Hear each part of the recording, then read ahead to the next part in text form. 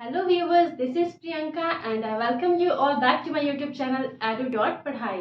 तो viewers, आज मैं हूँ आप सभी के सामने एक बहुत ही इम्पोर्टेंट थ्योरी जो कि है पावलोव साहब की थ्योरी, उसको मैं आज आपके साथ शेयर करने वाली हूँ। तो viewers, इसके पहले भी मैंने दो थ्योरीज कंप्लीट करा चुकी हैं, जो कि मैंने एक थ्योरी करवाई है थॉर्नडाइक साहब की और एक BF स्किनर की। अगर आपने नहीं देखी है तो पहले से चेकआउट कर लीजिए। और अब मैं आपको आज शेयर करने वाली हूँ अपने वीडियो पावलोव साहब को लेकर। तो चलिए स्टार्ट करते हैं आज का सेशन। तो सबसे पहले बात करते हैं पावलोव साहब की थ्योरी का नाम क्या है। तो वो है अनुकूलित अनुक्रिया का सिद्धांत, यानी कि अनुकूलित अनुक्रिया का सिद्धांत किसने दिया है। अगर आपसे क्वेश्चन आता है तो आप बताएंगे पावलोव ने किया है। और इंग्लिश में सेम थ्योरी को हम बोलते हैं classical conditioning theory. I am repeating, classical conditioning theory हम कहते हैं इन्हीं के थ्योरी को इंग्लिश में। अब हम बात कर लेते हैं कुछ ये जो पावलोव है इनके बारे में।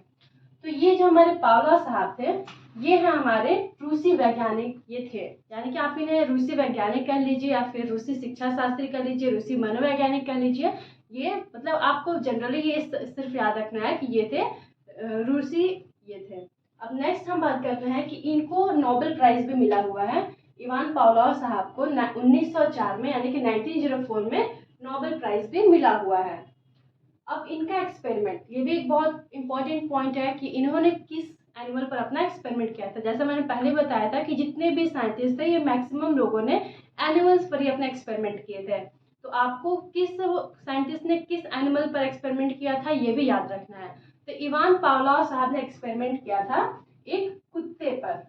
ओके, नाउ नेक्स्ट इज पाचन क्रिया पर शोध, यानी कि इन्होंने क्या किया था, इन्होंने रिसर्च किया था डाइजेस्टिव सिस्टम पर, पाचन क्रिया पर भी इन्होंने रिसर्च किया हुआ था। नेक्स्ट है अनुबंधन का जनक। तो ये जो हमारे इवान पावलोव साहब हैं इन्हें अनुबंधन का जनक भी कहा गया है। अनुबंधन का जनक मीन्स फादर ऑफ कंडीशनिंग। अभी कंडीशनिंग क्या होती है मैंने आपको प्रीवियस क्लासेस में भी बताया है। कंडीशनिंग मीन्स होता है, अनुबंधन का मतलब होता है दो लोगों के बीच में बॉन्ड बना देना, दो ऑब्जेक्ट्स के बीच में, दो पर्सन के बीच में, दो एनिमल्स के बीच में, किसी भी दो चीज़ों के बीच में जो हम बॉन्ड क्रिएट कर देते हैं उसे ही कहा जाता है कंडीशनिंग। ना नेक्स्ट हम बात कर लेते हैं, अब ये बहुत इंपॉर्टेंट है आपको जानना कि ये जो सेम थ्योरी है पावलोव साहब की, इनको हम अलग अलग डिफरेंट नेम से जानते हैं।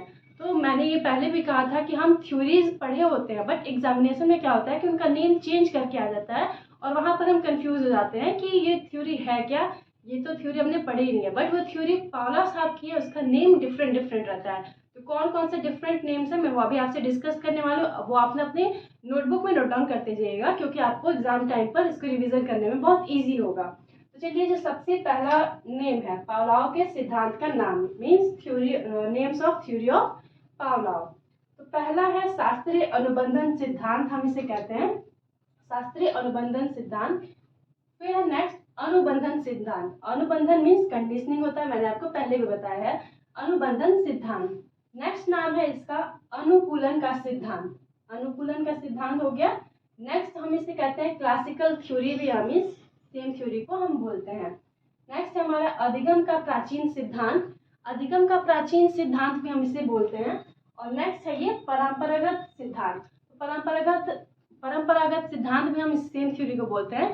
तो ये इतना हो गया अभी इसके नेम्स वगैरह। अब हम आगे डिस्कस करेंगे ये थ्योरी है क्या। अब चलिए देखते हैं इस थ्योरी को कैसे एक्सप्लेन करना है, वो मैं आपको बताने वाली हूँ अभी। तो चलिए अब हम समझेंगे कि कंडीशनिंग कैसे होती है, यानी कि अनुबंधन कैसे होता है। पावलोव साहब ने ये जो थ्योरी दी थी इसमें अनुबंधन उन्होंने कैसे किया था, एक कुत्ते और घंटी से उन्होंने कंडीशनिंग की थी। तो चलिए देखते हैं। ये मैंने फर्स्ट फिगर जो बनाया हुआ है, मेरे ड्राइंग पर मत जाइएगा मेरी ड्राइंग इतनी अच्छी नहीं है। चलिए देखिए, मैंने यहाँ पर ड्रॉ किया है एक डॉग, कुत्ता, और यहाँ पर एक बॉल रखा हुआ है जिसमें उसका फूड है, यानी कि खाना रखा हुआ है, उसका भोजन है।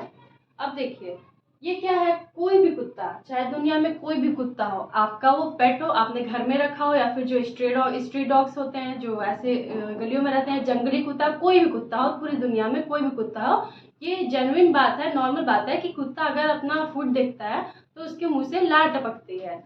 तो ये देखिए इसमें यही दिखाया गया है कि ये डॉग है, उसके सामने फूड रखा हुआ और ये उसके मुंह से लार गिर रही है।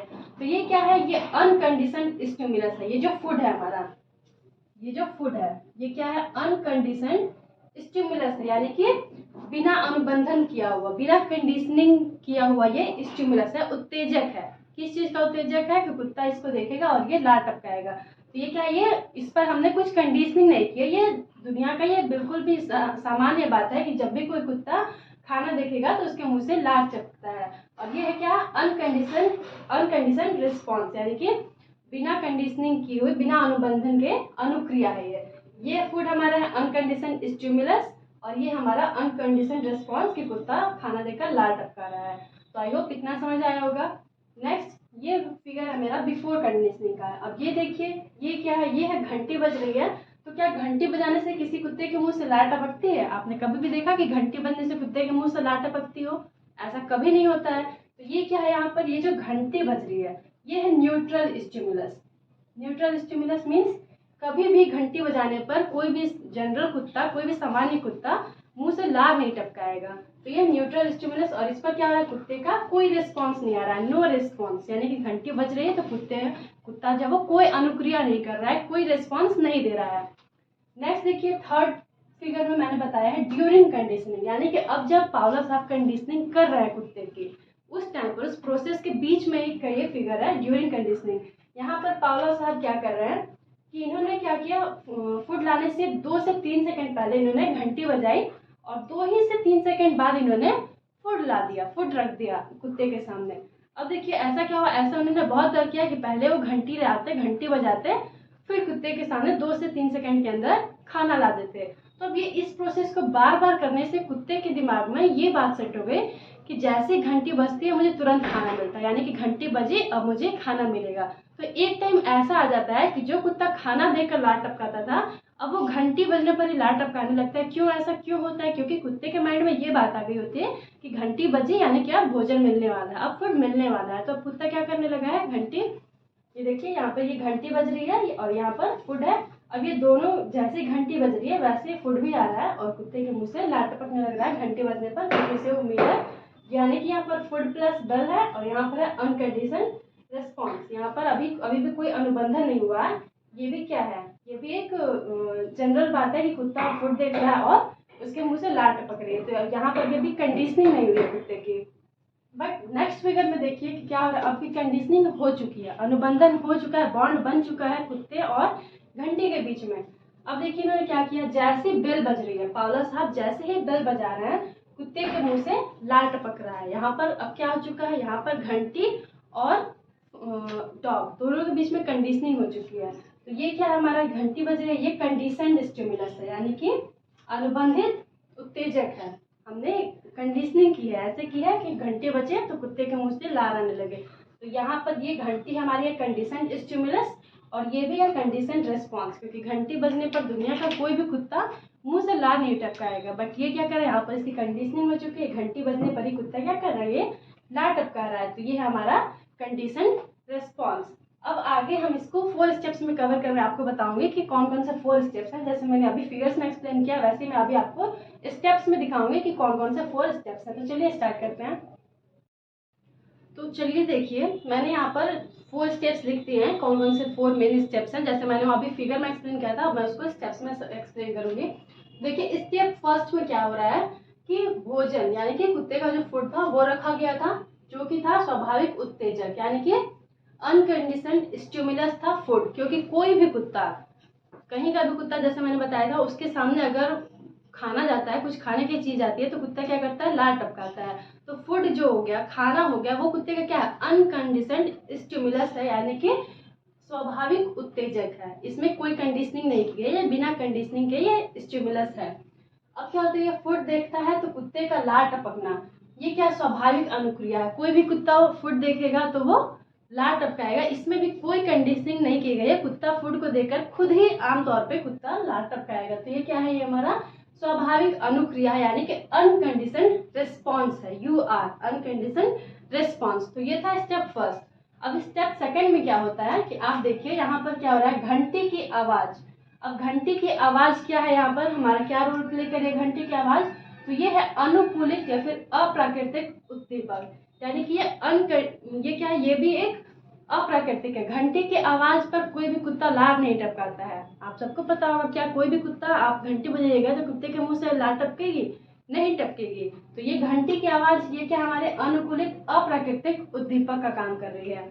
अब क्या है, घंटी की आवाज़ सुनकर कुत्ता लार नहीं टपकाएगा। तो ये भी क्या है, ये भी क्या है हमारा, ये बिना कंडीशनिंग के ये रिस्पॉन्स है। तो ये हो गया हमारा सेकंड स्टेप, यानी कि इसमें क्या कर रहा है, कुत्ता घंटी की आवाज़ पर कोई रिस्पॉन्स नहीं कर रहा है। तो ये भी क्या हमारा UR है, ये UR है, अनकंडीशन रिस्पॉन्स। इसमें कोई कंडीशनिंग नहीं है, ये कुत्ते का स्वाभाविक रिस्पॉन्स है कि घंटी की आवाज़ सुनकर कुत्ता लार नहीं टपकाएगा। अब थर्ड स्टेप में देखते हैं, थर्ड में क्या था, घंटी की आवाज़ प्लस भोजन। यानी कि थर्ड स्टेप में पावलो साहब ने क्या किया, घंटी की आवाज़ भी लाई और साथ में फूड भी लाया, दोनों को उन्होंने ले आया। अब क्यों, जैसे घंटी बजाई और उन्होंने तुरंत खाना ला दिया। तो ऐसे बार बार करने से क्या हुआ, जब बार बार ऐसा हुआ कि जैसे घंटी बजाते थे पावला साहब और तुरंत ही खाना आ जाता कुत्ते के सामने, तो ऐसे बार बार ये एक्शन करने पर कुत्ते के माइंड में ये बात सेट हो गई, घंटी बजी मीन्स अब मुझे खाने को मिलेगा। तो अब घंटी की आवाज़ पर भी कुत्ते के मुंह में पानी आने लगता है। तो देखिए यहाँ पर मैंने लिखा है CS, घंटी की आवाज़ क्या थी, कंडीशनड स्टिमुलस। कंडीशनड स्टिमुलस ये इसलिए है, यानी कि ये अनुबंधित उत्तेजक है। क्यों, क्योंकि घंटी की आवाज़ पर भी कुत्ता लार नहीं टपकाता था, पर अब पावलोव साहब घंटी की आवाज़ पर भी कुत्ते के मुंह से लार टपकवाने लग गए हैं। तो ये क्या है, कंडीशनड स्टिमुलस है और प्लस भोजन। तो भोजन तो हमारा अनकंडीशनड स्टिमुलस है, क्योंकि भोजन में कुत्ता लार टपकाएगा ही। नेक्स्ट क्या हो रहा है, अब घंटी की आवाज़ और भोजन दोनों देखने पर कुत्ता लार टपका रहा है। तो ये क्या कंडीशन रिस्पॉन्स है, कंडीशन रिस्पॉन्स CR, यानी कि अनुबंधित अनुक्रिया हो रही है, कुत्ता घंटी की आवाज़ पर भी लार टपका रहा है। अब फोर्थ स्टेप है घंटी की आवाज़, यानी कि घंटी की आवाज़ क्या है, CS है। CS मीन्स कंडीशनड स्टिमुलस, अनुबंधित उत्तेजक। कुत्ते की घंटी की आवाज़ पर कुत्ते के मुंह में पानी आ जाना ये नॉर्मल बात नहीं है। कुत्ते के घंटी की आवाज़ पे किसी भी कुत्ते के मुंह से लार नहीं टपकता है। बट अब पावलोव साहब ने क्या किया यहाँ पर कि CS कर दिया, इसे कंडीशनिंग कर दिया घंटी की आवाज़ से। अब घंटी की आवाज़ सुनते ही कुत्ता लार टपकाना स्टार्ट कर देता है। तो ये है हमारा CR, यानी कि कंडीशन रेस्पॉन्स, यानी कि अनुबंधित अनुक्रिया। कुत्ता क्या करता है, अब घंटी की आवाज़ सुनता है और उसके मुंह से लार टपकने लगती है। तो ये हो गया हमारा अनुबंधित अनुक्रिया CR। अब यहाँ पर कुछ मैंने टर्म्स लिखे हुए हैं, इसको समझिएगा। ये है मेरा UCS। UCS मतलब क्या होता है, unconditioned stimulus. Unconditioned stimulus means खाना हो गया, खाना क्या है, उसमें बिना किसी कंडीशनिंग किए हुए भी खाना देकर कुत्ता लार टपकाता है। CS यानी कि कंडीशनड स्टिमुलस। कंडीशनड स्टिमुलस है घंटी, क्योंकि घंटी क्या है, ऐसे क्वेश्चन आ जाते हैं कि पावलोव साहब के एक्सपेरिमेंट में UCS क्या था, CR क्या था, CS क्या था। तो ये पॉइंट्स आप याद रखिएगा। UCS है अनकंडीशनड स्टिमुलस है हमारा फूड, और CS यानी कि कंडीशनड स्टिमुलस है घंटी, जो घंटी बजती है कुत्ते के मुंह से लार टपकती है। UCR यानी कि अनकंडीशनड रिस्पॉन्स, जब कुत्ता खाना देखकर लार टपकाता है तो ये क्या है, UCR है। बट CR यानी कि कंडीशन रिस्पॉन्स, कंडीशन रिस्पॉन्स क्या है, जब कुत्ता घंटी बजना देकर उसके मुंह से लार टपकती है तो वो है हमारा CR यानी कि कंडीशन रिस्पॉन्स। अब इस थ्योरी के कुछ टर्म्स हैं, कुछ लेकिन भी हैं, एक्सेप्शंस हैं, वो समझिए क्या है। फर्स्ट मैंने लिखा है स्टिमुलस जनरलाइजेशन, यानी कि उत्तेजक सामान्यीकरण। अब पावलोव साहब ने कुत्ते को घंटी से क्या कर दिया, कंडीशनिंग कर दी। बट अब कुत्ता क्या करेगा, कुत्ता घंटी के आवाज़ के बीच में डिफरेंस नहीं समझता। पावलोव साहब जो घंटी बजा रहे हैं, अगर कोई पूजा भी कर रहा है, आरती चल रही है, वहाँ पर भी घंटी बज रही है, तो कुत्ता क्या होगा, कुत्ता समझेगा कि हाँ ये तो घंटी की आवाज़ आ रही है, अब मुझे खाना मिलेगा। तो ये है इसके एक्सेप्शन, स्टिमुलस जनरलाइजेशन। सेकेंड है विलोप प्लस पुनर्बलन, यानी कि अब देखिए, आप अगर बार बार क्या कर रहे हो, घंटी बजा रहे हो बट कुत्ते के सामने खाना नहीं ला रहे हो, तो ये इससे क्या होगा, इससे जो कंडीशनिंग आपने की थी, जो बॉन्डिंग आपने की थी, वो बॉन्ड टूट जाएगा। क्यों, क्योंकि आपने घंटी बजाई, कुत्ता उम्मीद लगाया कि अब तो खाना मिलेगा, घंटी बजी है, बट आपने उसे खाना नहीं दिया। ऐसे बार बार हुआ तो क्या होगा, कुत्ता ये समझेगा कि नहीं नहीं ये तो मजाक कर रहे हैं, कोई खाना नहीं देंगे मुझे, ये तो बस मजाक ही कर रहे हैं, ये ला रहे हैं घंटी बजा रहे हैं बट कुछ भी कर नहीं रहे हैं, खाना मुझे नहीं मिल रहा। तो यहाँ पर क्या होगा, कंडीशन जो हुआ था, बॉन्डिंग जो हुई थी, वो बॉन्डिंग टूट जाएगी। तो ये हो गया विलोप प्लस पुनर्बलन। नेक्स्ट मेरा थर्ड, CS एंड UCS के बीच समय अंतराल, यानी कि आप जब घंटी बजा रहे हो उसके 2 से 3 सेकंड के बीच में ही आपको खाना देना है। अगर आप ऐसा नहीं करोगे तो क्या वहाँ पर बॉन्डिंग नहीं हो पाएगी, क्योंकि बहुत ज़्यादा टाइम गैप हो जाएगा, कुत्ता ये नहीं समझेगा कि आप घंटी बजाने के बाद उसे खाना मिलेगा। तो यहाँ पर क्या होना है, टाइम गैप ज़्यादा नहीं होना चाहिए इन दोनों के बीच में। तो ये थी मेरी आज की थ्योरी, जो पावला साहब की मैंने थ्योरी पूरी एक्सप्लेन कर दी है। आई होप आप सबको समझ आया होगा। तो अगर आपको ये वीडियो पसंद आई हो, मेरा पढ़ाना अच्छा लगा हो, तो please do like, share and subscribe the channel. Thank you so much for watching. Bye bye.